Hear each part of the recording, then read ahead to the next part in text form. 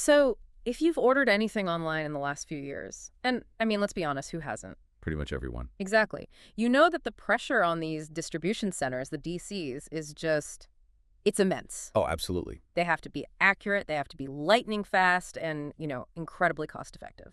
And that speed requirement Mm. is really the killer. The traditional way of standing up a new facility, The old way. right, where you hire a team of software engineers to custom code everything for months. That just doesn't work for modern e-commerce. It's Yeah. too slow, too rigid, too expensive. And that reality brings us right to the heart of our deep dive today. This game-changing trend, the rise of no-code AI platforms. Used to design, deploy, and refine robotic pick-and-pack workflows. Yes, we're talking about automating the physical heart of the DC without needing, an army of programmers on site. So our mission here is to really understand how these systems empower the operations teams, the people who actually know the physical flow of the goods. The real experts on the ground. Exactly. To let them automate these incredibly complex robotic tasks using simple visual drag and drop tools.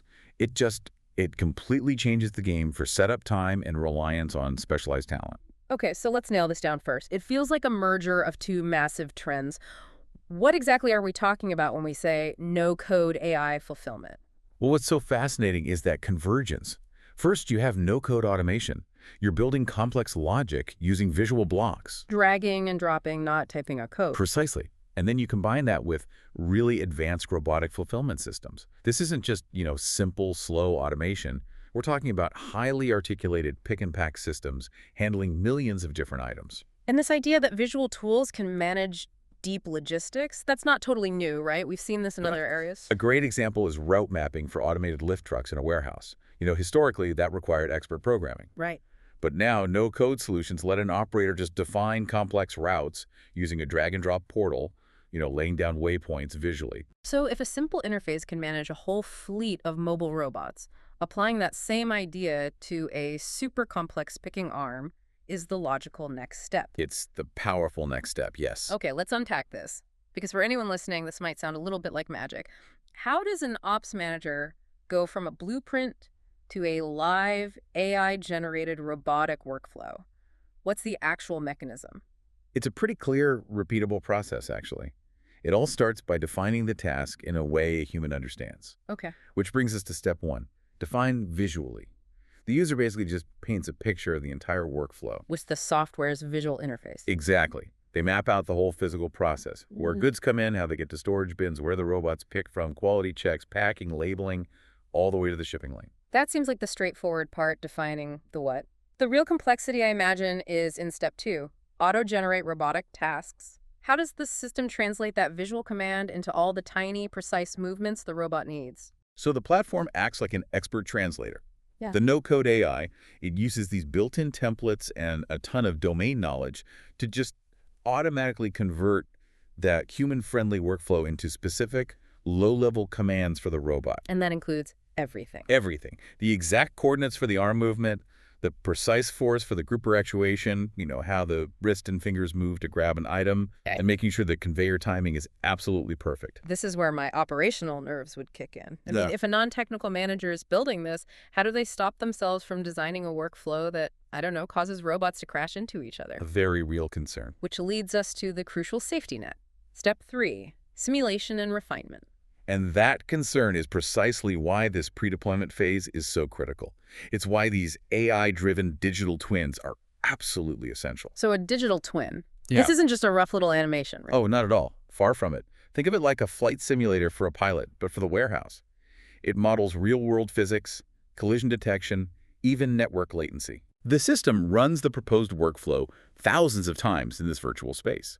It finds the bottlenecks, it optimizes every single robot's path, and most importantly, it predicts the exact throughput you're going to get. So you fix the million-dollar mistakes virtually before they happen physically. That's the idea. Okay, so once that virtual model is solid, we move to step four, rapid deployment. This is where the time savings really kick in, isn't it? Exactly. Because the whole workflow was built with these standardized AI-assisted blocks. The software is modular and ready to go. Deployment to the actual robot hardware and the vision systems, it's nearly instantaneous. Bypassing that whole custom software integration bottleneck. The one that used to take months of engineering time, yes. And finally, because nothing in a supply chain ever stays the same, we get to step 5, iterate and adapt. That's right.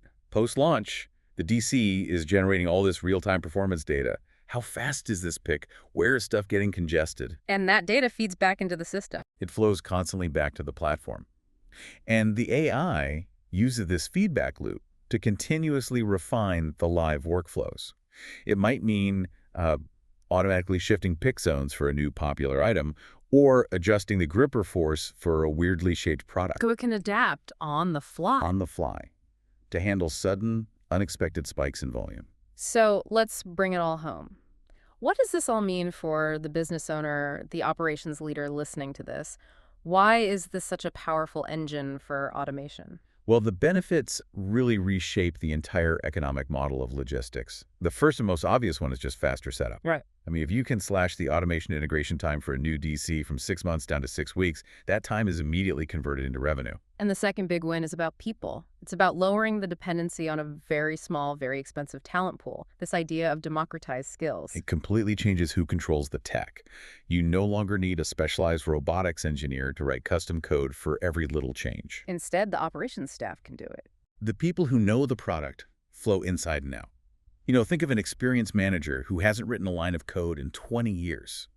Suddenly, they're empowered to tweak robot logic. That helps companies scale much faster with fewer specialized hours.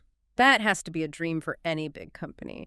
And if the workflows are built on these standardized platforms, I imagine you gain a lot on flexibility and scalability. Absolutely.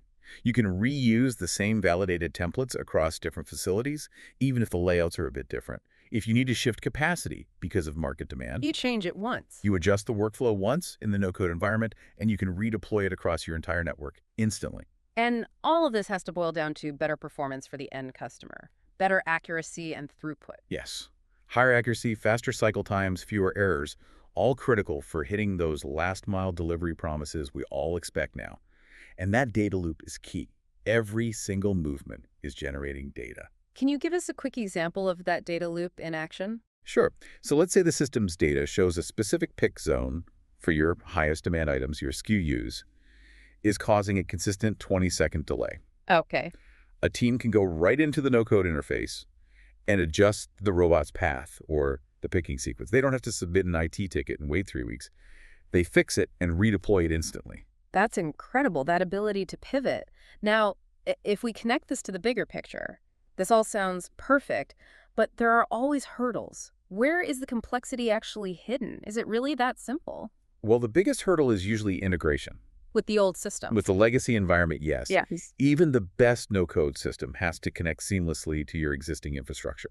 Specifically, it has to talk to the WMS, the warehouse management system, which is the brain of the facility, and the conveyor controls. Right. If that communication breaks, the automation just stalls. So the foundation has to be solid. Okay, so if you get a successful pilot running, what's the best practice for scaling that up?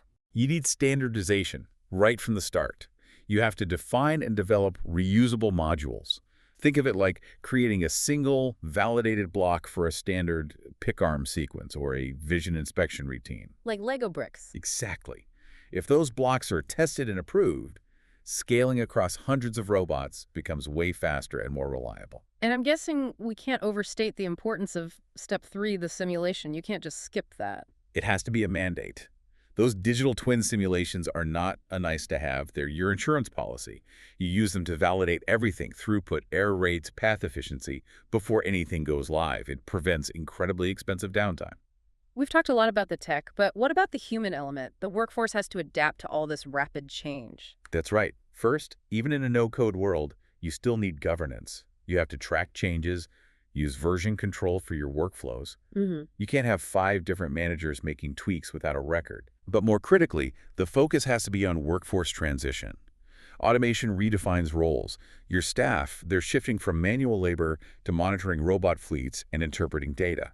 Training them for those new roles is just as important as installing the robot itself. So looking ahead, it feels like we're really just scratching the surface here. The future seems to be about even tighter integration, making this whole process even simpler.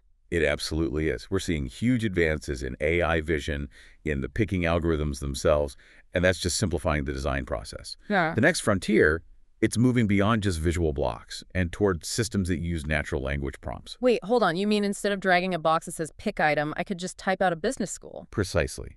You could potentially define a high-level intent, something like achieve 99.8% accuracy on this new product line while optimizing for speed, and the system would automatically generate the complex pick-and-pack routine to achieve that. The research into no-code multi-agent systems is already showing real promise here. You define the intent, and the AI generates the necessary complexity. That is a huge leap for accessibility and for efficiency. It means even smaller businesses could start to deploy world-class automation. Indeed. And it all leads to our final question for you to think about. As no-code makes robotics exponentially easier to adopt, how will this rapid scaling of new distribution centers change the geography and the cost structure of e-commerce delivery in the next 5 years? Will fulfillment centers get smaller, more numerous, and maybe even closer to our own doorsteps? That's something to keep a very close eye on.